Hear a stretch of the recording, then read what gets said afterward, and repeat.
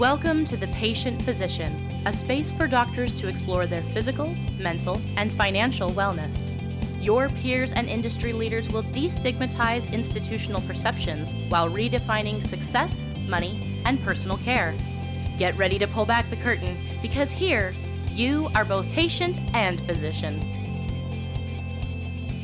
Welcome to The Patient Physician. My name is Paul Smith, and I'm joined today by my co-host, Chris Fulbright. Good morning, Paul. It's good seeing you again. Yes, sir. I'm interested to hear not only the story of our next interviewee, but I'm also intrigued by the way that y'all met. Today, we're going to be speaking with Dr. Robert J. Wolf. He's a neuroradiologist, author, and historian, best known for his memoir, Not a Real Enemy, a poignant multi-generational saga about his family's escape from Nazi persecution and life in communist Hungary.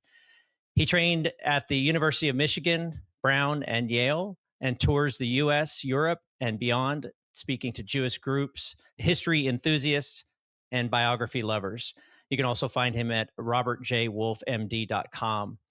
Welcome to the show. Great to have you on, Rob, and thanks for joining us. Thank you for having me. I much appreciate it. It's a real honor to be here. Thank you. So, Chris, I had mentioned we usually have prospective interviewees come in different ways to us, whether they're introduced, but you met on a cruise ship. Tell me how you guys even met up and excited to have this conversation, but tell me about what happened and how that came down. Yeah, so Monique and I were on a cruise ship over in the Mediterranean, and we're going around to a different, on a ferry, actually headed back over to somewhere else.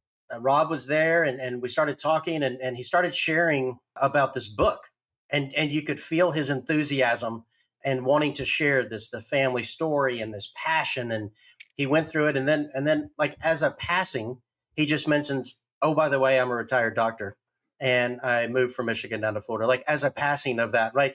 Whereas the other people I met on the boat, like, they led with that, "I'm retired, and I do this, and this is what they did," and stuff. And so I just kept getting drawn back into his enthusiasm of this book, an enthusiasm of sharing his family story. And so obviously our podcast, most of the people, Rob, that we visit with on here are tied to the medical community. You know a little bit about our firm. We can talk about that later. But I was attracted to your pure passion and love of telling your family story. But if we kind of step back a little bit, since most of our listeners are in the medical community, do you mind sharing kind of your path in medicine and what you did, and then we'll kind of color in those lines, and then we'll transition over to your fantastic book.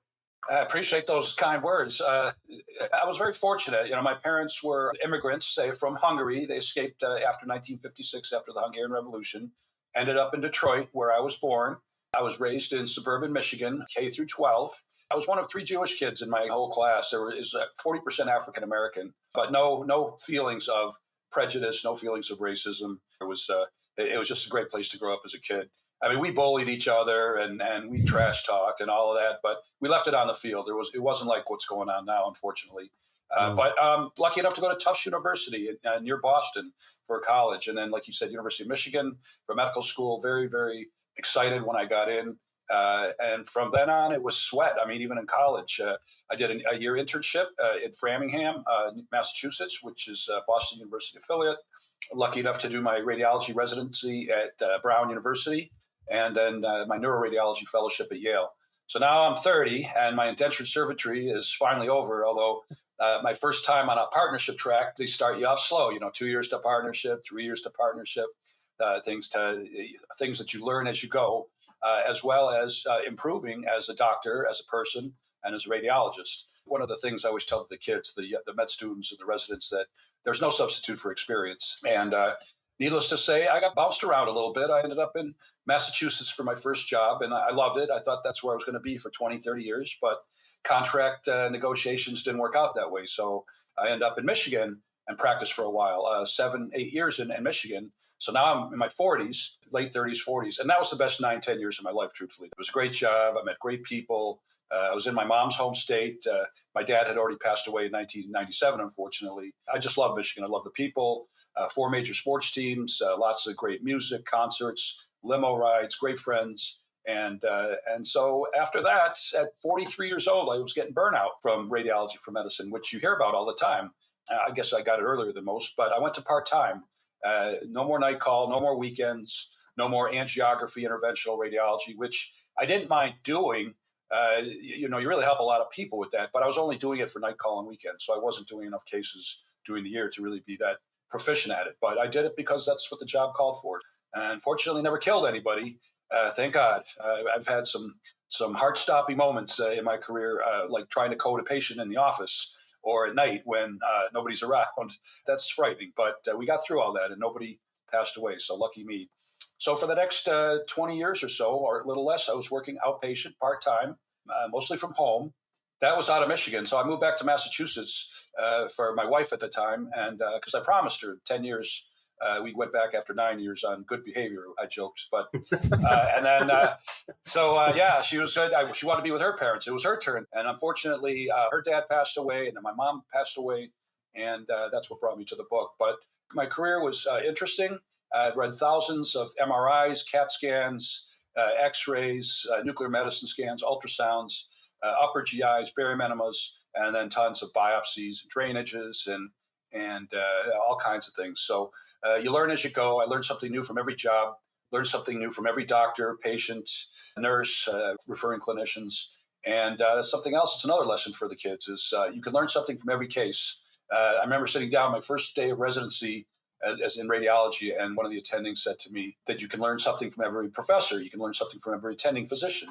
And it stuck with me, and he was right. Everybody had their own little nuances, but you take away those little pearls, and it's all part of the education. And besides sticking your head in a book, for 2, 3, 4 hours a night too, on top of all that. So it's a lot of sweat, but once you get used to it, once you get in that groove and you learn to enjoy your work, it doesn't seem like work.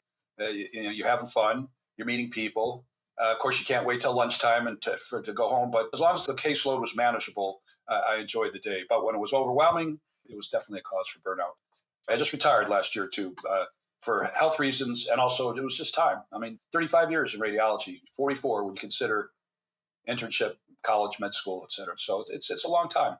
Rob, what was the main contributing factor? Was it the nights and call that was contributing to your burnout, or just the amount of time leading up to that point? There's people that we visit with that are not even out of training and are already burning out. So what was it for you that you just said, hey, I've got to make a change? A combination of things. Most of the guys I worked with, guys and ladies, of course, that I worked with were hard workers, but I would cross into people, radiologists that didn't work as hard, that didn't pull their fair share, and you ended up pulling the load because if you didn't get to go home. So you learned to be efficient and you learned to read faster. The interruptions during the day made it difficult too. The caseload, it was just... and then think about night call and weekends when you're sitting in a dark room all weekend, Saturday and Sunday, reading case after case. In the Michigan case, I had triple call. I had to go in and do all the cases for the ER, CAT scan, ICU, general cases. And then I did angio-interventional cases. So that was added on. And then I had to spend the afternoons in the MRI center doing the inpatients. But while I was waiting there, I would read the MRI cases that were sitting there to be read. So that it would decompress Monday a little bit. But a combination of things. It definitely wasn't the money. The money was always kind of there. But for the amount of work that I did, the amount I put in, you never recovered. In 35 years, I've always put in more than I ever got as compensation. And I think, there's taxes and insurances and all that other benefits, of course. But for the amount, just like, for example, in the Michigan job, I read MRIs 1 week out of 3.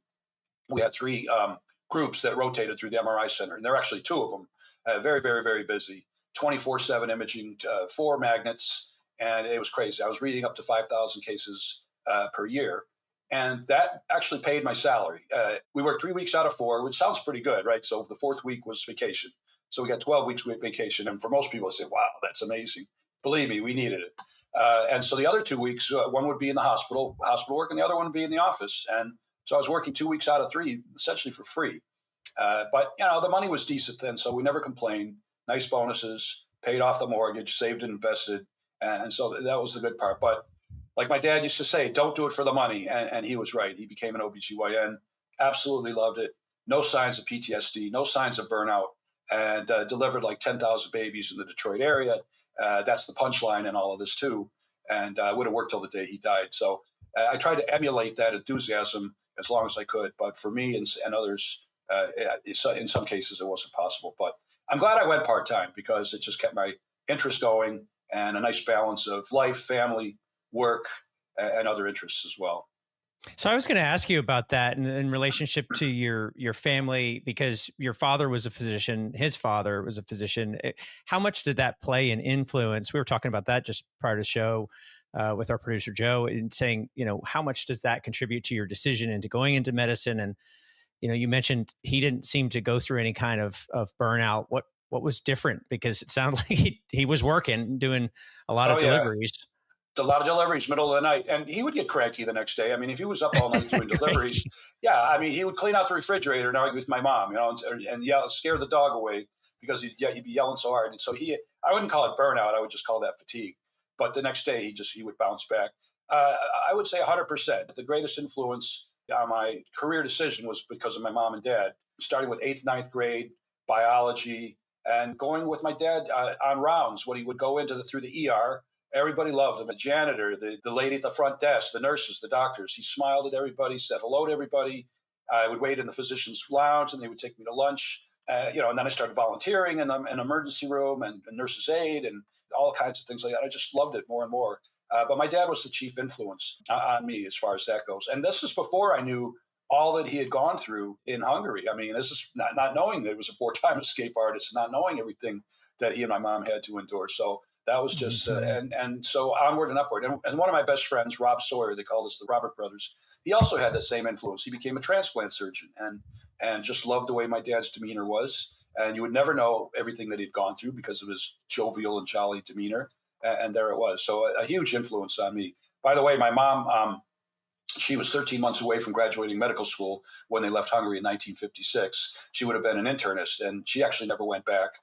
Unfortunately, I used to tease her about that, saying, "Mom, why didn't you go back to school? We could have been so much wealthier with a dual income physician family." But I was lucky. I had a helicopter mom, a stay-at-home mom, and she made sure that I stayed out of trouble, as did my friends, in high school and college, et cetera. So I think you're the first person that said I was lucky to have a helicopter mom. I don't know that I've heard any other child say that. I didn't think so at the time, but Hebrew school, bar mitzvah, piano lessons, all kinds of things. The kids are outside playing, and I'm practicing piano, and I really want to be out there playing dodgeball or kickball or baseball, whatever it was for the day.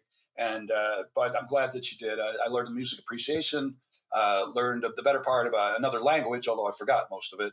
And by the time I got to college, she kind of let go of the reins.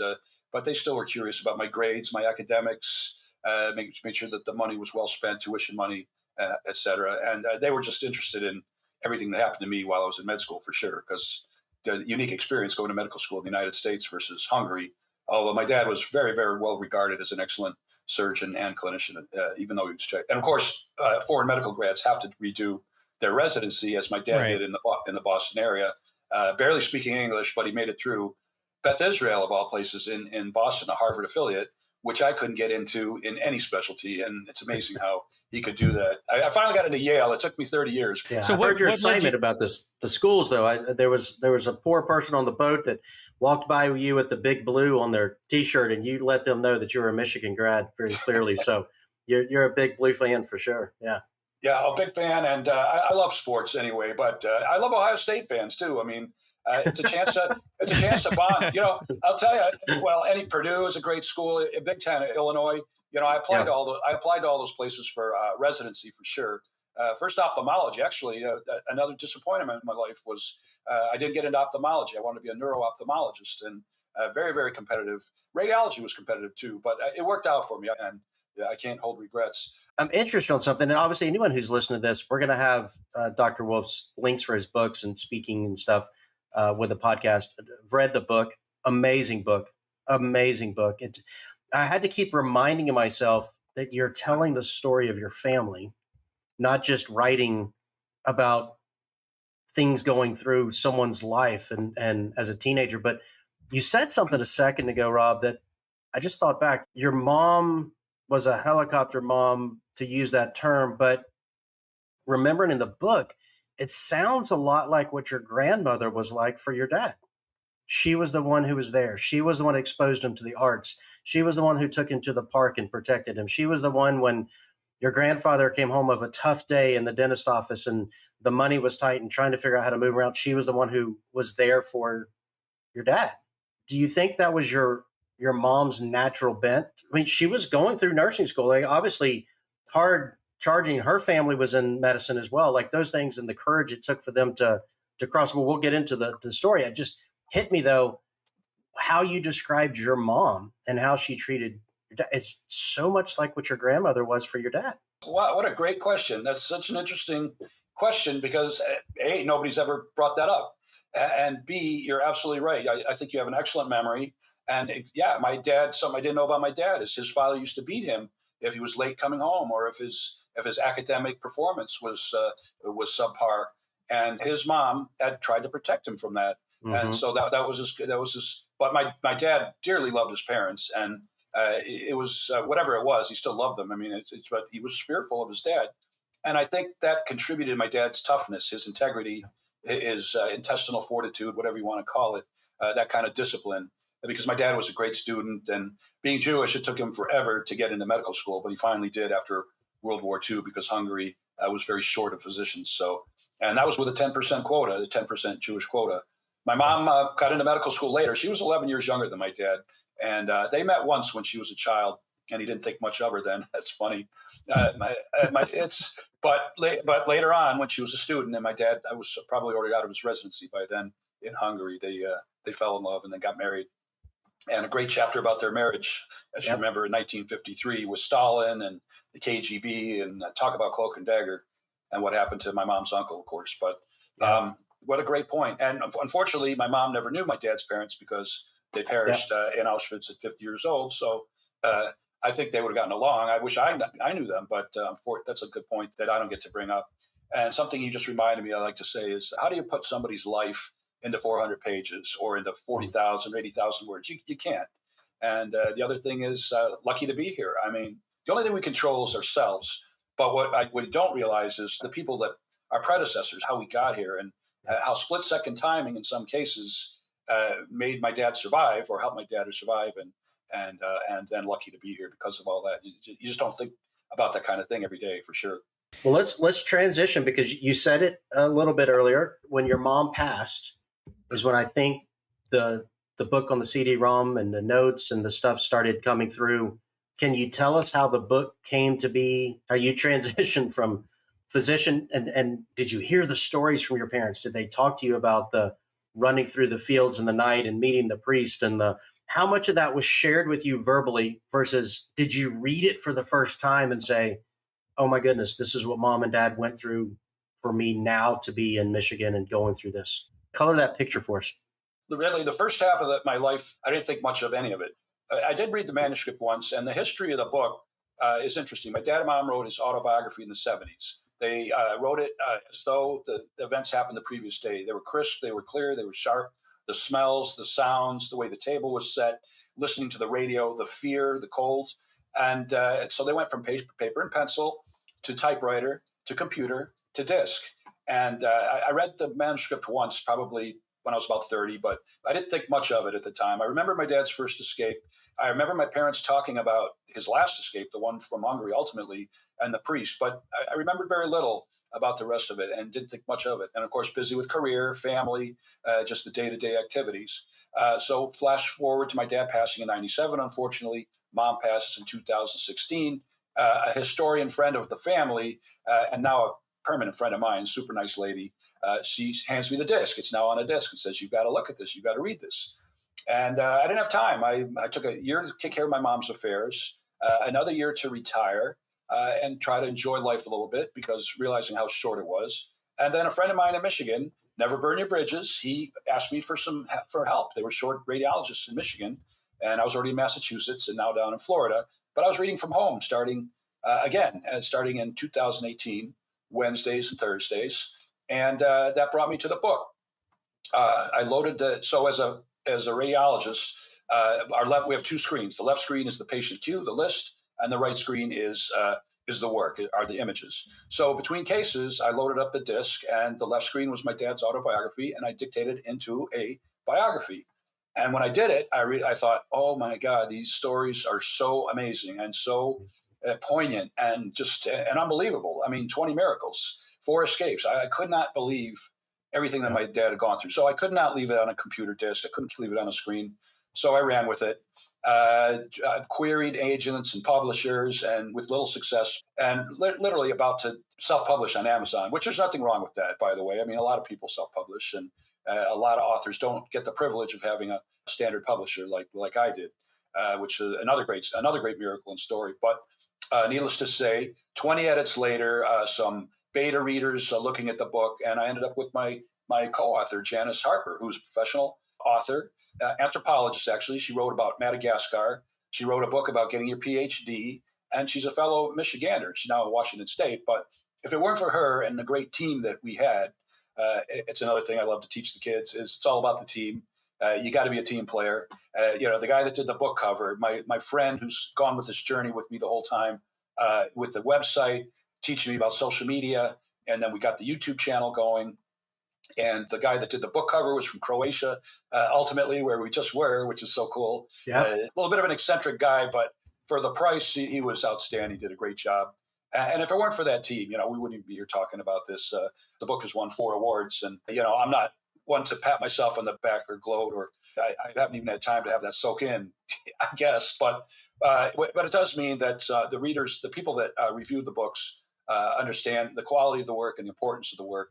And it's very gratifying, but it doesn't mean anything if it doesn't help in the fight against anti-Semitism. So there's that limitation with it too. But there it is. And then, so besides rewriting the book, Janice helped me query agents and publishers, and we got it down to about 12 or 15. And literally, bottom of the ninth, shoestring catch, we got Amsterdam publishers, and we took it from there. And they're an outstanding. The Holocaust is their genre. That's what they do. And she's a Christian, so it's remarkable what she's doing. She was putting out about 3 books a month at one, which is amazing if you think about a small publishing company. And the thing that's different about our book is that it covers communist Hungary. It covers 2 wars, not just the Holocaust. It's an adventure, of course, my dad's biography, and the trials and tribulations of his parents and family. Yeah, it was an easy motivation once I read the story and started moving with it. My work on it really accelerated, and truthfully, I think it still is.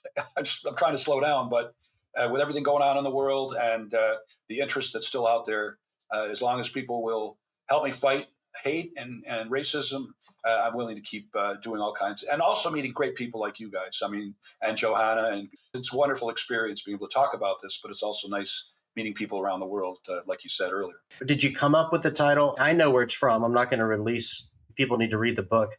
The title. It's so interwoven into what you're describing, what we're going through in the world today, people's feelings, emotions, how you intertwine that to come up where it is found, how it is found in a disheveled room. I mean, I'll just let people figure that out as they read it. It will pop off the page as it did for me. The detail of having the yellow star. You talked about changing one yellow star for a red star, the impact there. How did you come up with the title? I'm blown away the impact that it has in today's world. Great question. I mean, my original title for the book was The Hungarian Papillon, The Hungarian Butterfly, Dad's Story. Well, my co-author said, well, Dad's Story, everybody can say Dad's Story. That's not going to really sell. Hungarian Papillon, after the great escape artist, Papillon, we've all seen the movie. I think they did a remake too, but the one I loved, and the story too, the book was Steve McQueen and Dustin Hoffman from the 70s. Amazing story. I mean, my dad wasn't jumping off cliffs off of Devil's Island, but his escapes were pretty remarkable too in their own right.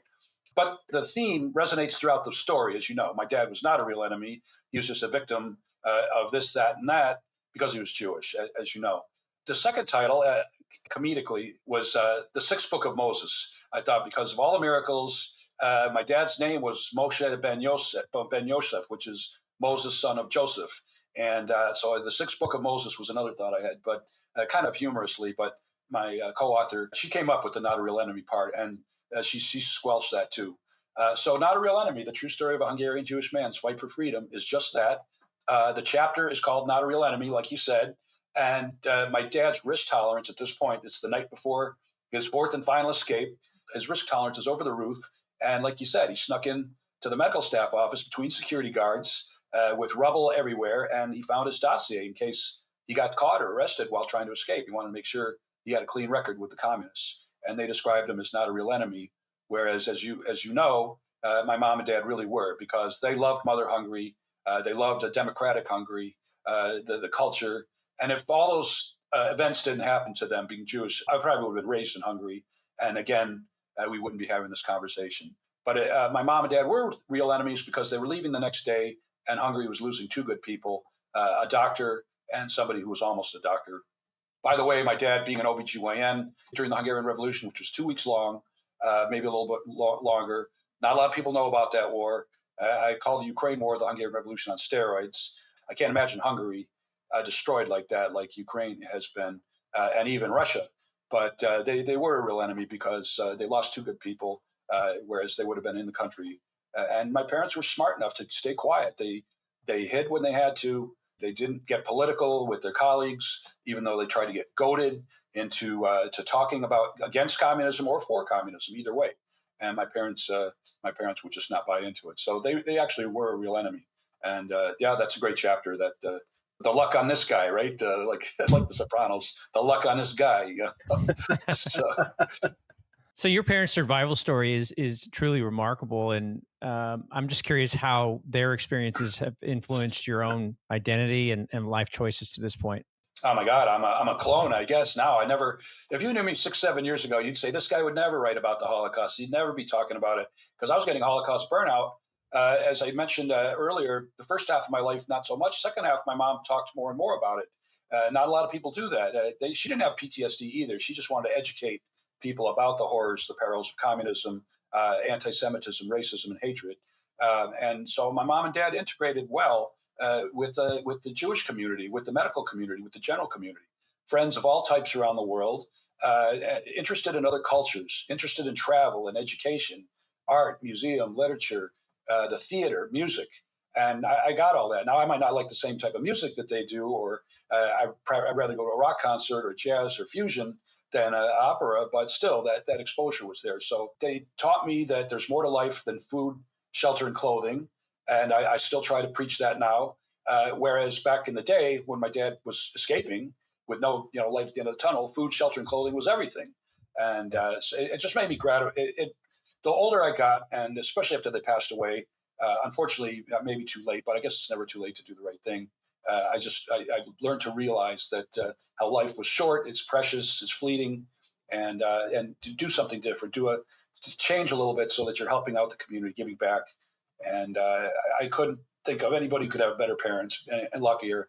And if you don't have a good family, you've got nothing too. If you don't have love in the house, proper education, it's difficult. It's hard to get ahead when you don't have a good start like that. I'm sitting here thinking about the way that you experienced their stories later on in your life. And you had shared earlier on that they didn't really talk about it much. Was there a shift for you when you started to learn all these things? And what was it like for them, like actually to have to share that with you? For a lot of people, they wouldn't even want to talk about it, relive those experiences. Can you speak to that a little bit? Yeah, she shared with everybody. I mean, family. I just got burnout from it because I was hearing it all the time. Whenever I was with my mom, we couldn't go a day with her without her mentioning. She was talking about the Holocaust, and then we went to lunch, and then we talked about the Holocaust, and don't do it for the money. That was my dad, So, and we would not belong to the Nazi party, and we would not belong to the Communist Party. So I will not belong to any party here in the United States. We vote for the best candidate. So that was how my mom was. No, that's a novel idea. Does that even exist? Right. I'm not real political. I do like the freedom of speech and the freedom of the vote and the freedom of religion. And I guess that's my major point, is that we got to vote and we get to move around without handcuffs. But it was later in life that my mom talked more about it. And like I said, you never think that I would do this. I was a science and math, anatomy kind of guy. And now I'm a English major, history major, marketing major, all boiled up into one. And I never really liked history as a kid or English. So there were just things I had to go through. But now it's my new vector. It's my new interest. You can get burnout from anything. And I hope I don't get burnt out from this, because I think it's an important subject to bring up and to relate. But yeah, it was discussed quite a bit later on in life, especially 5 or 10 years. And PTSD is there. A lot of people, like you said, bottled up about their experiences in the Holocaust. We hear about it from Vietnam vets, Korea, which we never even talk about. We never mind World War I or the Civil War. But Some people could talk about it, some people couldn't. Some people have books that they're just not willing to write. And I try to encourage people, if you have a book in you, if you have a story, write it. And then how about the non-survivors? The 50 to 60 million people that died in World War II, not to mention under communist rule.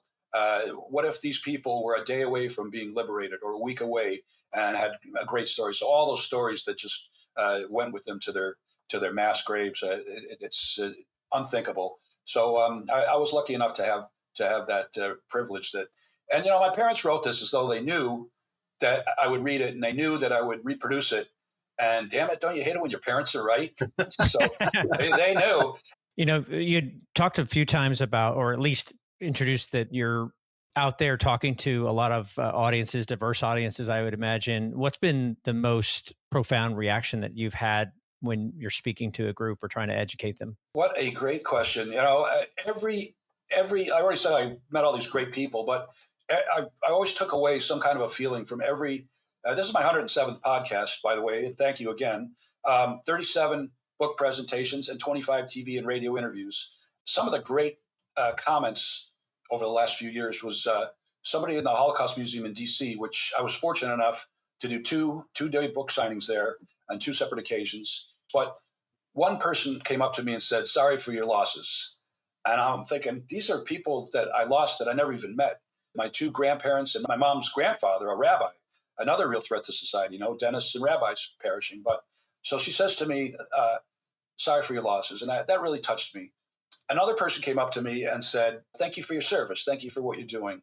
And I thought, boy, this is kind of natural to me, but I guess I'm doing some kind of a community service. So those were two examples.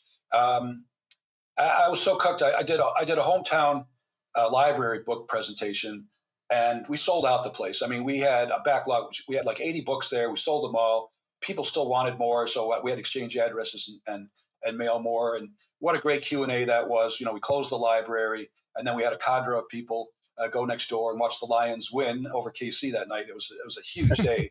I was so tired by the end of the day. Somebody asked me, "Well, why are you doing all this?" And I just looked at the guy and just thought, I said, I have absolutely no idea. Hey, I'm curious, knowing your mom and dad's personality, what do you think they would think about all this attention for the book and the awards and people's just reading their story and seeing what they went through? I mean, you keep talking about these 4 escapes. Listeners, I'm telling you, listening to his dad and his buddy Frank count down on a walk and thinking through the phases of the moon and when the guards smoke a cigarette versus the wet ground and the snow. I'm read the book, but I'm just curious, knowing your dad's personality and your mom's personality, what would they think about their son, Dr. Wolf, who followed through with the family legacy of being a physician, traveling around, telling their story? What would they think about this? Well, a lot of people told me that my parents would be proud of me.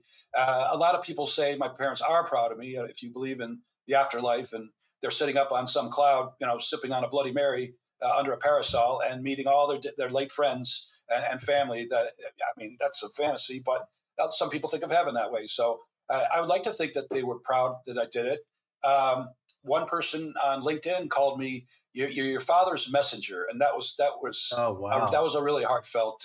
That was really heartwarming when I heard that.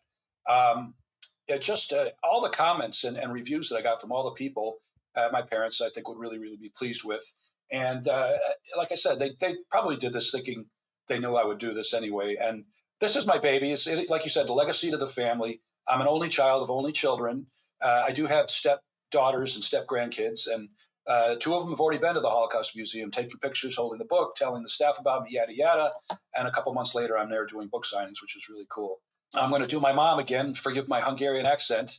She would give me this Jewish guilt and say, "You couldn't do this while we were still alive." So that would be my mom saying that. And I get it. It's a regret that I didn't chase this earlier, but what are you going to do? I mean, you've got a life and you're busy, and I never thought of myself as a writer until 6-7 years ago. So, I would hope that they would be pleased and proud and can keep carrying the message. And it's appropriate now. It's very appropriate. Yeah. So. If we can, I want to come back to something that you said. One of the questions you got was, "Why are you doing this?" And I guess we're left perplexed and say, I really don't know. And I'm going to quote and come back to Mark Twain. He said, history doesn't repeat itself, but often rhymes. I think that without proper history, which is where we're supposed to be learning, not just learning about it. Oh, that's interesting to read, or that was a very moving story, but so that we learn what not to do and repeat those tragic things. And if it's buried, then we don't learn from those. And I think that what you're doing in that way and continuing to help bring back stories that, yes, they were a long time ago, but still we're seeing relevant even to today. And how, if we don't have those history lessons, that could we repeat in some way, in some level, the way that things happened before? It wouldn't be exactly the same, but it could be somewhat similar if we didn't share, hey, that was a terrible time. So I think from my perspective, that might be one of the motivating factors, but it's also very important. But I am curious from your perspective, if we frame it up that way, what do you think is vital that younger generations get from it, or should be getting from this and hearing these histories now? When October 7th happened, I have a good friend down here, and she said, nobody's going to be interested in your book because we're all watching the news and seeing what's going on and reading about it. Ukraine, also the Gaza war. But in the end, what happened 60, 80, 100 years ago, it's the same thing. The song remains the same. And people need to realize that. It could be a bad neighbor, a bad business deal, a bad federal government, local government, foreign government, a natural disaster. You could find yourself on the run, homeless, not knowing where your next meal is, not having a job, and not knowing where you're going to sleep that night, that kind of thing. There's so much to talk about. We could create a podcast just around this and continue to talk about it. It's an important topic. It framed up your life where you're at now. And I think hopefully through your efforts that it can inspire or frame up somebody else's story. And that was going to be one of my other questions is, for those that are listening that are inspired by either the book or just the fact that you did this and are carrying this out, there does tend to be this creative side to physicians, by the way. We talked with one several shows ago. He wanted to go and do stand-up comedy, just to do this creative outlet, to have this other side to be explored. And so I'm not surprised that you're a stand-up comic. Is that what you're saying? No, I try to be a wise guy sometimes, but it's funny. That'd be a fun way to retire. That would be a fun thing to do, though. But Chris and I don't know anything about that, right? It's serious talk all the time. We say overly serious. Play piano, play keyboards for a local rock band would be a blast. I think, I've forgotten most of the skills, but I can pick it back up. But you're right. Be creative. Yeah. Some people generalize that doctors aren't good writers, but I disagree. There's thousands and thousands of doctors out there. Yeah. So they could run across somebody who's got a great co-author like you do, and I was lucky. What advice could you share with somebody who maybe also has a story? Maybe somebody else has something they'd like to share, or a story that's similar of tragedy and triumph. What would they need to do to walk that out? Like the Nike, what is the Nike logo? Just do it. Just sit down and do it. I mean, that's the thing. Maybe I procrastinated, and I've been known to procrastinate, but lately not so much because things pile up on you. So start writing it down, a couple words a day. If you've got a book, everybody has a book in them, and if you don't want to write necessarily a biography, write a play, write an opera, write a musical, do something different. Or like I said, pick up an instrument, go to the music, travel. You don't have to be creative. You can do things to educate yourself. You can do things to stimulate the mind. And of course, exercise, eat the right foods, this and that and that. You can write about medicine too, by the way, your specialty, your experiences. That can help a lot of people. And I have a plan to do something like that. I don't want to give away that title, but I do have a plan on doing something like that where I'm educating the kids, but make a book that would be interesting to non-medical students, to people that aren't necessarily pre-med. So it'd be part humor, part advice, part experiences, part autobiography.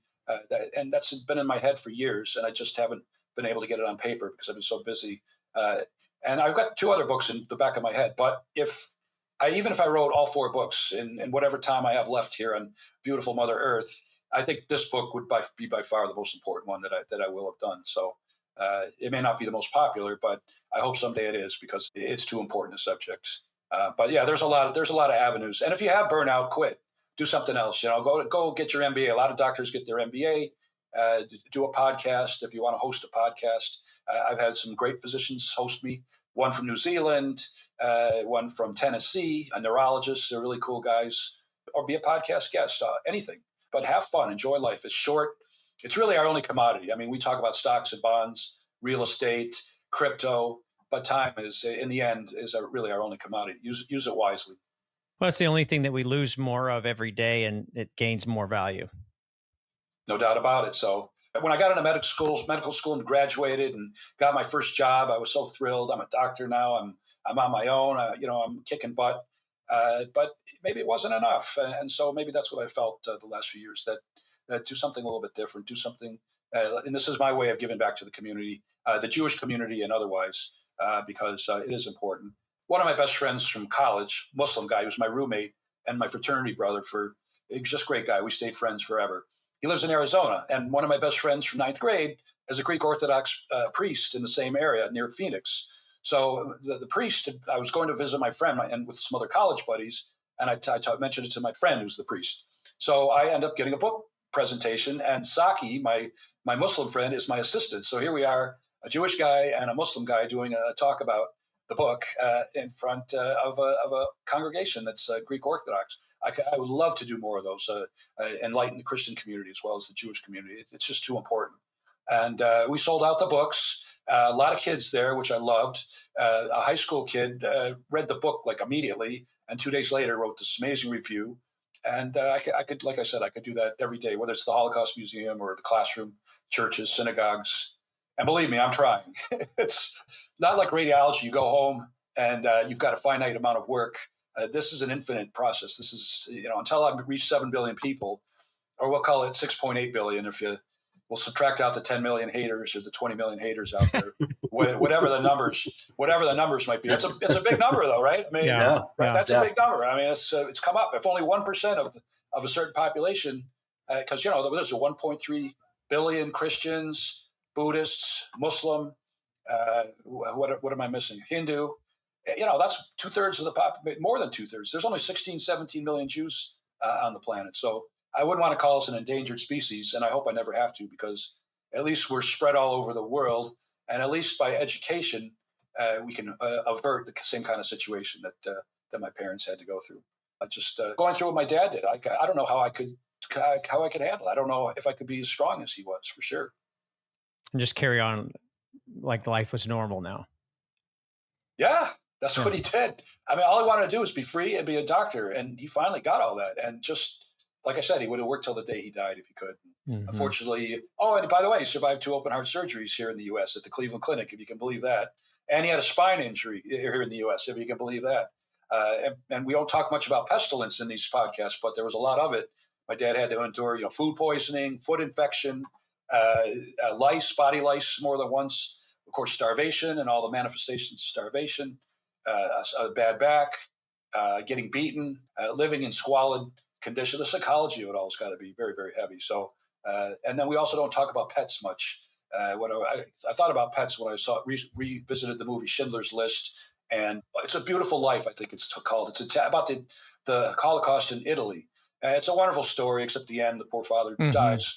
There's one cat in the whole movie, and it's scrounging around in the luggage, if I remember right. But in Schindler's List, at the turning point of that movie is when he's on the horse with his date, and they're looking down in the ghetto, and all this gunfire is going off randomly in the buildings, and it profoundly affects him. You can see Liam Neeson, if I'm pronouncing that correctly, does a great job in that movie.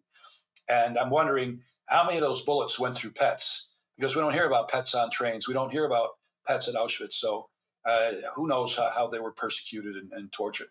Maybe they put them out of their misery right away. But, I love animals too, and that's unthinkable too. Never mind babies and the elderly and the disabled. So a lot of side topics. And how about women in forced labor camps? Hungarian women were conscripted to forced labor camps, where this recently was exposed to me during my journey, which is, it's not the happiest journey, but I'm a happy guy and I don't have to be doing this. I do have other interests, but meeting people that are doing the same kind of thing. One, he's turning black and white photos into color, and he's doing a great job. He's from England, and we support each other big time. But he was talking about gangrene, There was a movie about women getting gangrene, which is, now we have antibiotics for it, but back then, no such thing. And these were forced labor camps. And of course, there was forced labor in Auschwitz and all the other concentration camps for people that were useful children, younger people. And my dad, being young and useful, got him to a forced labor camp, which actually probably he survived because of that. Because if he wasn't, he would have passed away.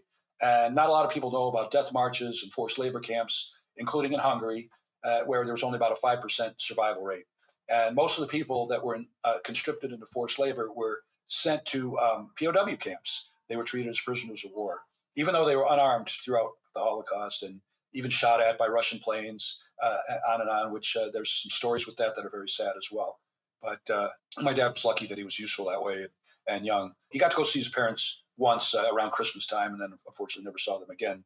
And not getting any news until months after he returned after the war. And that's another miracle in itself, how he found out about their whereabouts and their fate. So much depth to everything you're sharing. And it sounds like even when you're on the road and trying to share your story, that you're picking up and learning even more, and other stories that you had no idea about. You're having to learn those. And I'm just sitting here thinking about all the different stories that we could go on and discuss that are just unbelievable, really. Just the one or this one or that part of it. It doesn't even have to be the whole story, which when you put it all together, it's just, it's too much. But I really respect and appreciate the time that you've put in today, but also sharing your story with our audience and, with the world as you are making your way around. Last question I have for you is summing up the title of the show that we have, The Patient Physician. And our question is always, what does that mean to you when you hear the patient physician? Well, I'm not one because since I'm retired, and I actually had a real serious illness last year that I'm so happy to recover from. And I'm on the wrong end of the needle now, as I say, and I'm on the wrong end of the insurance documents. But I understand what it is to be a patient. I've had to wait an hour for the guy that actually saved my life, so I didn't mind. The cardiologist that saved my life, I can wait in his office all day if I have to, because I know he's busy and he's helping save other people's lives. As a radiologist, you tend to forget that the x-rays you're reading, the CAT scan you're reading is a patient. It's an actual person. So we used to say, oh, great case or interesting case. But a person's suffering with that. And so you have to keep that in perspective. We need to be patient as physicians in our path, in our education, and learning what we're learning, and learning to be good at what we're doing, and learning by experience. So that's another type of patience. In one of my radiology offices back in Flint, Michigan, we had a little sign that said, if you're waiting more than 15 minutes, ring this bell. And so we had a pretty good throughput in that office. We tried to take care of patients and realize that they have their day, they have work and kids and other things, and especially in the winter, having to commute to the office in crappy weather, that kind of thing. So, yeah, but it's a great title for a podcast that I would never think of. But now I'm a physician and a patient, and and my best thing about radiology was doing the procedures on people like upper GIs and barium enemas and telling the patient, it looks pretty good, or you got a hiatal hernia, but they can treat it. Or at night, once I did an abscess drainage in a guy's pelvis, it was huge, and the guy was suffering. He had fever and the night sweats, and we stick a needle in, and we drain out all the pus. And believe me, pus doesn't smell good. If you've ever, you know what I'm talking about. It's disgusting, but it's the best smell you're ever going to. I can almost smell it now. You can. It's the best smell when you're sucking out all this an abscess, and the guy says to you, "Oh my God, I feel so much better immediately." Mm-hmm. That is so gratifying. And this poor guy was probably suffering for weeks with this thing, and that kind of thing. Once I had an Achilles tendon rupture, and I'm hopping along with crutches and on one foot. It's a Friday night in Massachusetts. I'm in the CT scanner. It's late. It's 7:30. Nobody's around except the nurse and the CT tech. I'm sweating because it's muggy, and I got the stupid cast. And I do a double drainage. The person had gallbladder disease, so they had a biloma, which is a fluid collection of bile that escaped from the biliary system because it gets so backed up, and a nearby abscess. So I did a double drainage it took me an hour, sweating, hopping on one foot with a ruptured Achilles tendon. So very gratifying that I could help this person, even in my own minor distress, because these people could have died in a day or two from these processes. So that's patience. I mean, and waiting for a case late in the afternoon or at night. I'm ready to go home. I'm done with my work, but I'm waiting for the ambulance to bring the patient over so we can scan them so we can be done. So another form of patience. But patience is a virtue. I hate to be cliche, but it's true. And it's something that needs to be learned. And it is part of the job. And when you're working hard, it's hard. When you have a tough schedule, it's hard to be patient. There's no doubt about it. No matter what you're doing, MBA, lawyer, doctor, an actor, you've got to be patient, no doubt. And I think with patience comes success. Dr. Robert Wolf, thank you so much for your time and insight, and wish you nothing but the best of success on your continued journey and sharing your story and your parents' story. And I hope that you also not only continue to get that response that you've had where people are sharing, but also provide some light and wisdom in those people's lives. Appreciate you having me. Thank you so much. Again, it was an honor. I can't thank Chris enough for helping set this up, and Johanna, of course. It was a real delight. Thanks for being on. We appreciate it. This conversation was brought to you by Physicians Resource Services, a firm supporting medical professionals to improve their financial situation and pursue their personal and professional goals. The Patient Physician is produced in Austin, Texas. Editing and sound design are in the hands of the PodConnects podcast network. Please email questions or show ideas to info@physiciansrs.com.